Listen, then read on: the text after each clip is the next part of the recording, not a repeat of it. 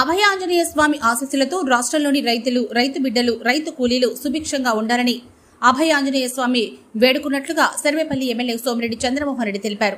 నెల్లూరు జిల్లా పొదలకూరు పట్టణంలోని మారుతినగర్లో ఉన్న శ్రీ వీర అభయ ఆంజనేయ స్వామిని సోమిరెడ్డి చంద్రమోహన్ రెడ్డి దర్శించుకుని ప్రత్యేక పూజలు నిర్వహించారు. బలిజ సంఘం ఆధ్వర్యంలో అర్చకులు మంగళవారం విశేష పూజలు నిర్వహించారు.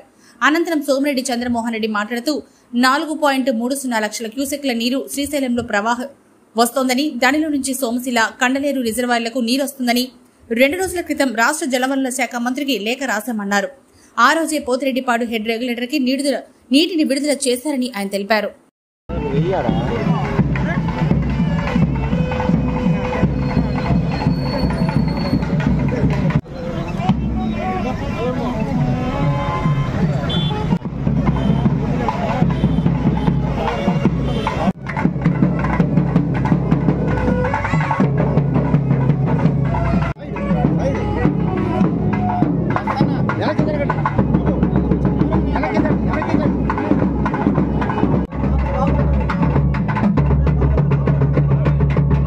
పరివృతం రామం భజే శ్యామలం.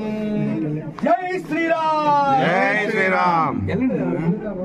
పూర్వోక్త ఏవం గణ విశేషణ విశిష్టాయాం శుభతిదౌ ఆదేశ్య జ్యోతినామదేశ్య రాజోనామదేశ్య తుదినామదేశ్య మహావిష్ణు స్వరూపస్య మహాలక్ష్మీ స్వరూపస్య సువత్సల సమేత వీర అభయ సార్వభౌమాయ మంగళం. జై శ్రీమద్ రమారమణ గోవింద.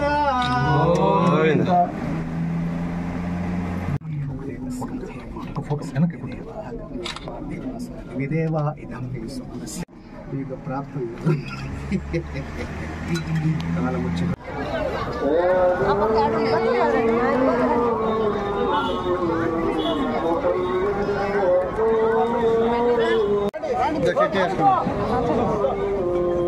నువ్వు వేసుకున్నా